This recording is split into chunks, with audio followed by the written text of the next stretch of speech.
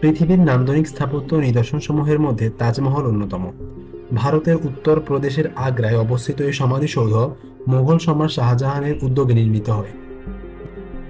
তার পত্নী মমতাজের সমাধি বলে এর নাম তাজমহল।